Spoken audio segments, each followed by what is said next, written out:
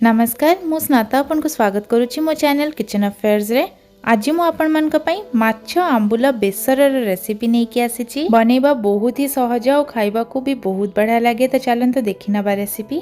माछ आंबुल बेसर पई प्रथमे गोटे ब्लेंडिंग जार में पकेबा गोटे टीस्पून जीरा, 12 रु 15 रसुण, 1.5 टेबल स्पून सोरिष, गोटे कंचा लंका को मझिरु भांगिकी पकेबा। ता संगे एथिरे अल्प किछि पानी पकेकी अध घंटा पई याकु बतुरीबा को छाड़ दबा।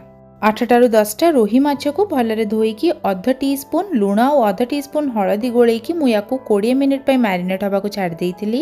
एबे ई माछ को हमें भाजीबा। ता पई गोटे पैन रे सफिशिएंट सोरिष तेल टिके पकेबा। तेलटा भलरे गरम हे गले गोटी गोटी करिकी माछ पीसेस को पकेबा। मीडियम आंच रे माछ गुडा दुई साइड रु बढ़िया नाली नाली हबा जाके हमें भाजीबा। किछि समय रे आपण देखि पड़थबे माछटा दुई साइड रु बढ़िया से नाली नाली हेकी भाजी हे गलानी। ए सब माछ को हमें गोटे जगह को काढी नबा और साइड करिकी रखि दबा। ए जीरा सोरिष को भी बतुरीबार अध घंटा हो गलानी। तो एबे इथरा हमें 1/4 टीस्पून हळदी पकेबा और याकू हमें पूरा चिक्कण करके बाटी नबा। एठी आपण देखि पड़थबे हमर सोरस मसलाटा रेडी हो जाइछि। एई भलिया पूरा चिक्कण हबार अछि मसलाटा। एबे गैस रे गोटे पैन बसई कि 5 टेबल स्पून सोरिष तेल पकेबा। तेलटा भलरे गरम हेले गोटे टीस्पून पंचफुटण पकेबा और याकू फुटिबा को दबा। नेक्स्ट मु एठी 2टा कंचा लंका और किछि भेरसुआ पत्र नेछि। एई सब को पकेई दबा और टिके हल्का चलेई दबा। तापरे संगे संग गोटे मीडियम साइज पियाज चुन चुन कटा हेथिबा को पकेबा। मीडियम आंच रे हल्का ब्राउन कलर हबा जाके ए पियाज को हमें भाजीबा।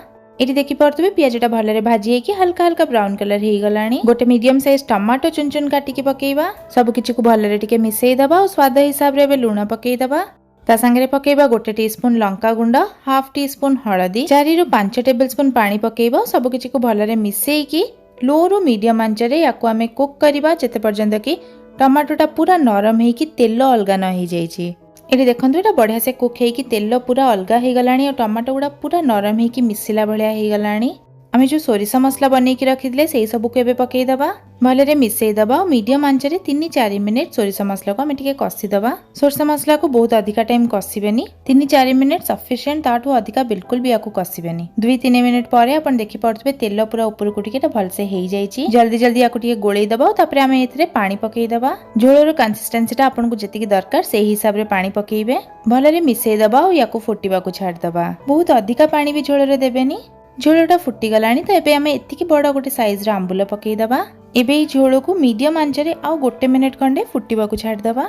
झोलटा एटी देखि पड़थबे बढ़िया से पूरा फुटी गलानी। सब किछि को भल से टिके मिसेई दबा और तापरे भाजी की रखिथिबा सबतक माछ पीसेस को पकेइबा। गोळेई दबा भल से टिके।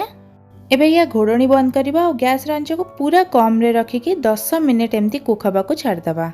याकू फुटिबार 10 मिनिट हो गलानी। तो एबे मु घोड़णी खोलुची। आपण देखि पड़थबे तेल ऊपर को टिकी बहुत भल से एटा कुक हे जाईची। गैस रांच को बंद कर दबा और सब किछि को टिके गोळेई दबा और तापरे किछि चुन चुन कटा हेतिबा धनिया पत्र पकेइबा। रेडी हे गला हमर माछ आंबुल बेसर। याकू गरम गरम भात संगे सर्व करंतु। निश्चिंत थरे मो स्टाइल रे माछ आंबुल बेसर बनै कि देखंतु केमति लागला मते कमेंट सेक्शन रे लिखि कि जणैबे। वीडियोटी भल लागितले प्लीज लाइक शेयर और सब्सक्राइब करने बे रहिली। नमस्कार।